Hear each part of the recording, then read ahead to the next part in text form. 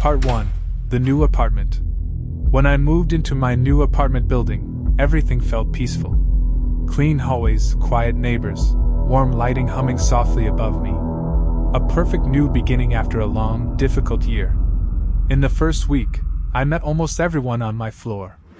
Kind elderly woman down the hall, young couple with a toddler.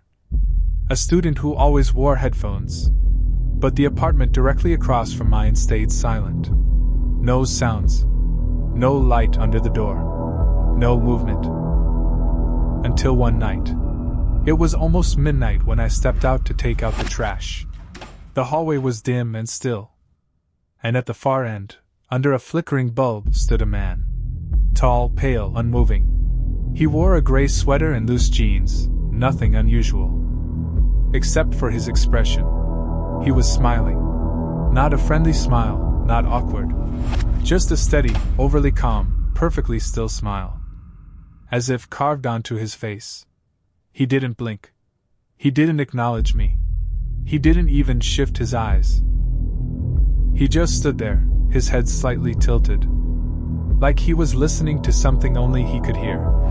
"Evening," I muttered. His smile didn't widen, didn't fade. It simply remained. After several seconds, he turned silently and walked toward the apartment across from mine. His movements were smooth, too smooth. Like his joints didn't bend the way a human's should. The door closed behind him without a sound. A chill walked down my spine. Maybe he was just strange. Maybe I was tired. But something about that smile felt wrong. Part 2. The Hallway Lights. Over the next few days, I saw him more often. Always at night. Always in the hallway. Always smiling. Sometimes he stood by the elevator with his hands at his sides. Sometimes he leaned against the wall, head tilted. Once, he stood staring at the fire extinguisher cabinet, as if trying to understand what it was. But he never spoke. Never blinked. Never stopped smiling.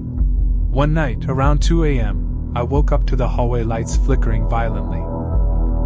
The buzzing grew louder, like electricity choking in the wires. I opened my door just a crack, and my heart nearly stopped. He was standing right in front of it. So close I could see the stretched corners of his mouth. Thin lines trailing farther than natural skin should allow. He didn't knock. He didn't move. He didn't breathe loudly. Just stood, smiling at my door. I slowly closed it, pressing my back against the wood. My hands shook uncontrollably.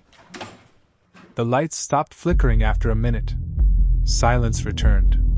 I checked the peephole. He was gone. The next morning, I approached the elderly woman again. "Do you know the man across from me?" She blinked, confused. "There's no man living there." "What? I've seen him several times." "Honey," she said softly, "that apartment has been empty since the accident 4 years ago." "What accident?" She swallowed. "You should mind your own business." And she walked away. Part 3. The Smile That Moved First. That night, fear wouldn't let me sleep. Every sound in the hallway felt like footsteps approaching my door. At 3 a.m., unable to stand it anymore, I stepped into the hallway to breathe. The air felt heavier, colder. Halfway down the corridor, the lights flickered. Once, twice, plunging everything into a pulsing nightmare. And he appeared beneath the flickering bulb. The neighbor. Smiling. But this time, his face wasn't moving. The smile moved before the rest of his face did. A subtle twitch spreading across the mouth. Like something crawling under the skin. His eyes followed a second later, sliding unnaturally into position. I stumbled back. What do you want?" I whispered. He tilted his head smoothly, as if gravity didn't apply to him. And the corners of his lips stretched farther. Farther, as if pulled from the inside. Then he spoke in the softest whisper. A voice cold and empty. "Smile." The lights went out. Darkness swallowed him. But I felt breath behind me. Warm. Slow. Too close.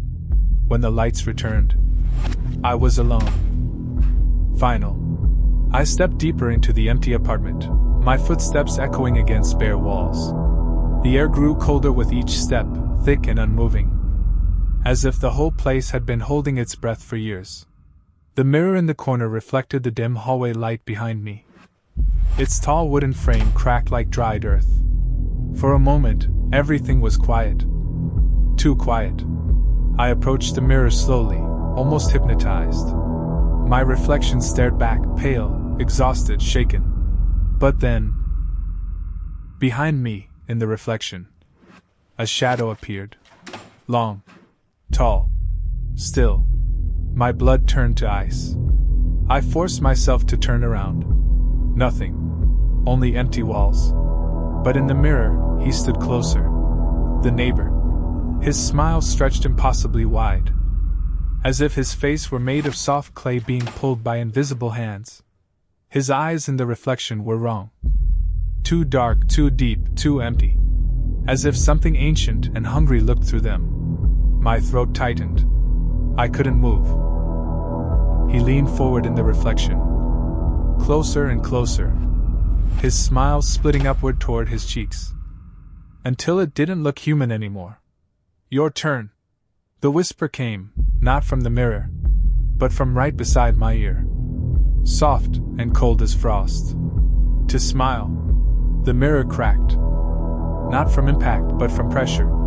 As if something inside it was pushing to get out. I stumbled back, choking on panic. The lights above me flickered, buzzing violently. And then everything went black. When I came to, I was lying in the hallway outside my apartment. The door across from mine was closed again. Silent. Empty. As if nothing had ever happened. But since that night, I can feel him. Every time I step into the hallway. Every time the lights hum a little too loudly. Every time I catch a shadow that doesn't quite match my own. I know he's there. Watching. Smiling. Waiting for me to smile back.